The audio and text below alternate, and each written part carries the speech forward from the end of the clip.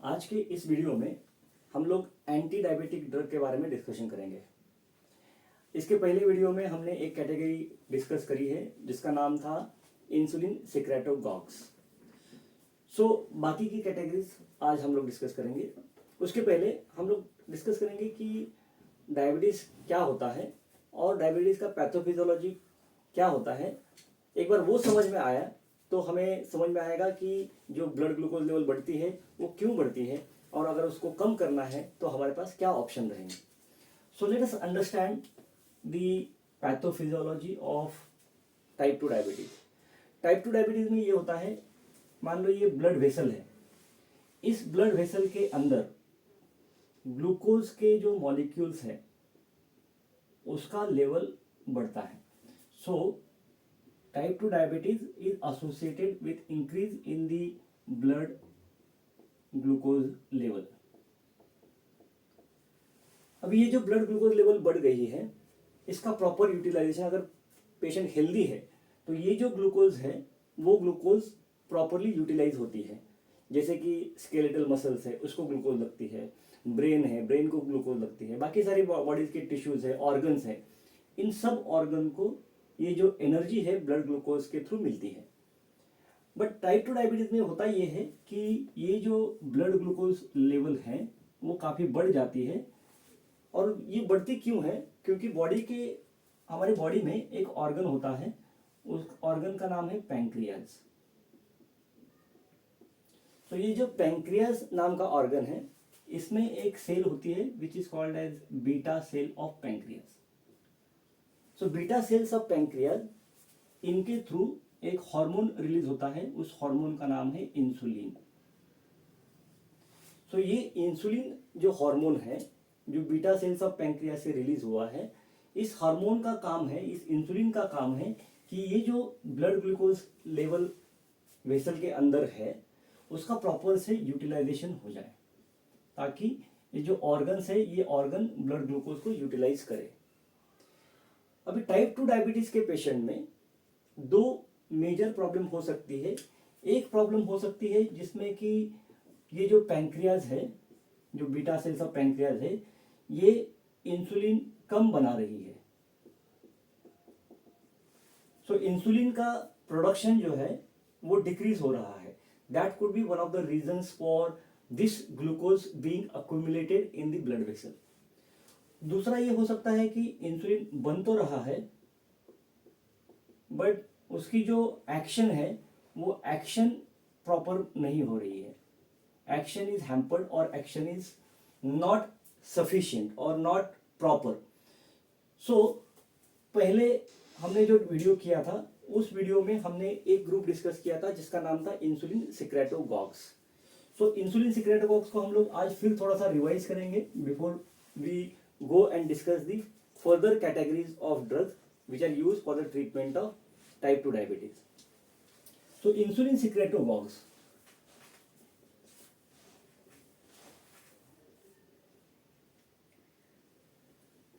अगर आपको याद होगा तो इस कैटेगरी के अंदर 4 सब टाइप है। सो पहली सब टाइप है जिसका नाम है सल्फोनिल यूरियाज। दूसरा इस कैटेगरी में एग्जाम्पल है मेग्लिटिनाइड्स। तीसरा एग्जाम्पल इसके अंदर है DPP4 इनहिबिटर्स। और चौथा एग्जाम्पल है GLP-1 एनालॉग्स। सो थोड़ा सा इसको रिवाइज करते हैं। सल्फोनिल यूरियाज, इसके 2 जनरेशन्स हैं। फर्स्ट जनरेशन सल्फोनिल यूरियाज जो कि ओल्ड ड्रग्स है, सेकंड जनरेशन सल्फोनिल यूरियाज जो अनदर कैटेगरी है। फर्स्ट जनरेशन सल्फोनिल यूरियाज ये जो कैटेगरी है इसका एग्जांपल है tolbutamide. Second generation sulfonylureas जो है उनके एग्जांपल्स है ग्लीबेंक्लामाइड, ग्लिपिजाइड, ग्लिक्लाजाइड, ग्लाइमीपिराइड। ये है सल्फोनिल के सेकंड जनरेशन के ड्रग्स जो हमने लास्ट वीडियो में डिस्कस किए हैं। दूसरा कैटेगरी है मेग्लिटिनाइड डेरिवेटिव्स, उनके एग्जांपल्स है रेपाग्लिनाइड, नेटाग्लिनाइड, ये शॉर्ट एक्टिंग ड्रग्स हैं। तीसरा एग्जाम्पल इस कैटेगरी का है DPP-4 इनहिबिटर्स। DPP-4 नाम का एंजाइम होता है जिसका फुल फॉर्म है डाइपेप्टिडिल पेप्टिडेज 4। ये जो एंजाइम है DPP-4, इसका काम है, एक इंक्रीटिन नाम का केमिकल होता है बॉडी में, उसका डिस्ट्रक्शन DPP-4 करता है। सो इंक्रीटिन का डिस्ट्रक्शन होने की वजह से ये ब्लड ग्लूकोज लेवल बढ़ती है। तो जब हम लोग DPP-4 को इनहिबिट करेंगे तो इंक्रीटिन का लेवल बढ़ जाएगा और उसकी वजह से जो ब्लड ग्लूकोज लेवल है वो कम होगा क्योंकि इंसुलिन सिक्रीशन होगा। Incretins will help to increase the secretion of insulin. GLP-1 analogue which is called as the glucagon like peptide, ये ड्रग जो है वो सबक्यूटेनियस इंजेक्शन से दिए जाते हैं। सो ये 4 कैटेगरीज है। पहले 3 कैटेगरीज ओरल फॉर्मुलेशन में अवेलेबल है, आखिरी वाला कैटेगरी जो है सबक्यूटेनियस इंजेक्शन से दिया जाता है। तो ये हमने लास्ट वीडियो में डिस्कस किया था। अभी आज के वीडियो में हम लोग डिस्कस करेंगे कि और कौन सी कैटेगरीज है जो कि ग्लूकोज ब्लड वेसल के अंदर जो बढ़ा हुआ है उसको कम करने के लिए और कौन से ड्रग्स है जो हेल्पफुल रहेंगे। सबसे इंपॉर्टेंट, सबसे कॉमन यूज होने वाला drug, one of the most commonly use drugs is called as the metformin. Metformin का कैटेगरी है बाइगोनाइड्स। बाइगोनाइड, इसका एग्जांपल है मेटफॉर्मिन। मेटफॉर्मिन जो है it is very commonly used drug in most of the categories of the patients with type 2 diabetes। अभी ये जो drug है ये काम कैसे करता है, ब्लड ग्लूकोज लेवल कम कैसे करता है। सो लीवर में जो ग्लूकोज बनता है that process is called as gluconeogenesis. That gluconeogenesis is inhibited by metformin. Intestine से जो ग्लूकोज आ रहा है और जो ब्लड वेसल में जाने वाला है उसका भी एब्सॉर्प्शन मेटफॉर्मिन कम करता है। एडिशनली जो यूटिलाइजेशन है ग्लूकोज का, जो ब्लड वेसल के अंदर जो ग्लूकोज है उसका यूटिलाइजेशन प्रॉपरली करता है और प्रॉपरली करने के लिए हेल्प करता है मेटफॉर्मिन। मेटफॉर्मिन का और एक एडवांटेज है टाइप 2 डायबिटीज पेशेंट्स के लिए। जो पेशेंट्स जिनका वेट ज़्यादा है, ओबेस पेशेंट्स हैं, metformin also helps to decrease the weight of obese people. या तो वेट कम करता है या तो वेट न्यूट्रल है। So that is the advantage of metformin. So metformin is considered as first line treatment for most of the categories of the patients with type 2 diabetes. So ये category हो गई बाइगोनाइड्स। सो इस category का नाम है बाइगोनाइड।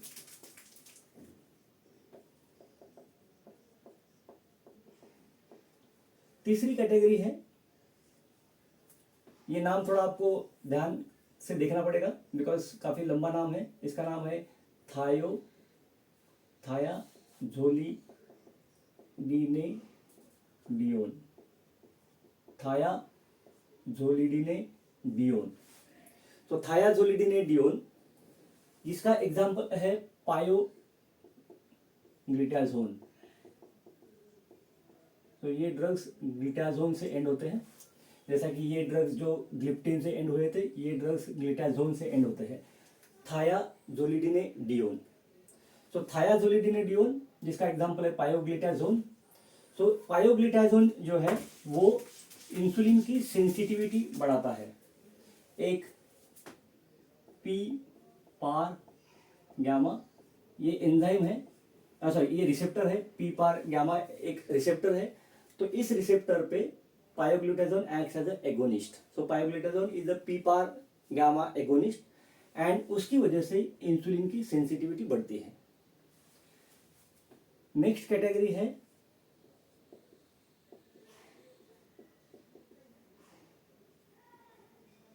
Alpha glucosidase inhibitor. इनके examples है acarbose, वोग्लीबोज, मिग्लिटॉल। ये इसके एग्जांपल्स हैं अल्फा ग्लूकोसाइडेज इनहिबिटर्स के। अभी अल्फा ग्लूकोसाइडेज इनहिबिटर, अब जब देखेंगे साइडेज ASE है, मतलब ये एंजाइम है। सो अल्फा ग्लूकोसाइडेज एक एंजाइम है जो इंटेस्टाइन के ब्लड ब्रश बॉर्डर पे होता है। So intestinal brush borders they have this enzyme called as alpha glucosidase. इस एंजाइम का काम है कि कार्बोहाइड्रेट का एब्सॉर्प्शन करे।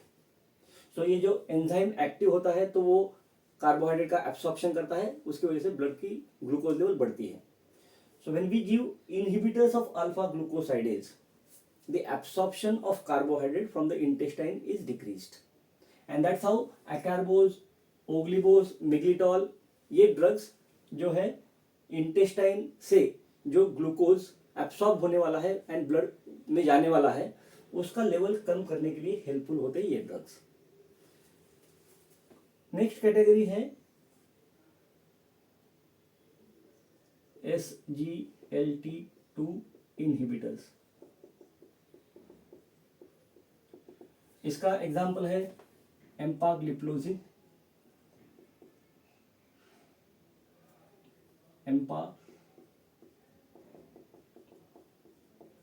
कैनाग्लिप्लोजिन,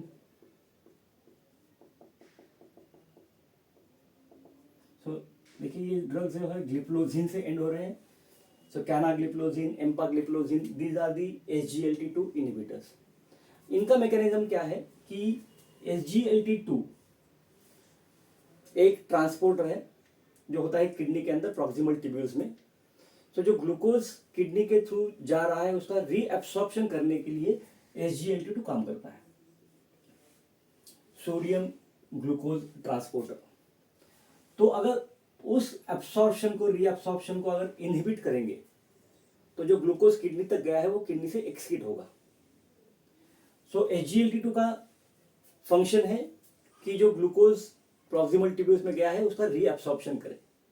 जब इनहिबिटर देते हैं तो वो रीएब्सॉर्प्शन इनहिबिट होगा और ग्लूकोज जो है वो किडनी से ज़्यादा एक्सक्रीट होगा। That is the mechanism of gliflozins, empagliflozin, canagliflozin. So these drugs are called as the SGLT2 inhibitors. Next category है एमिलिन डेरिवेटिव्स।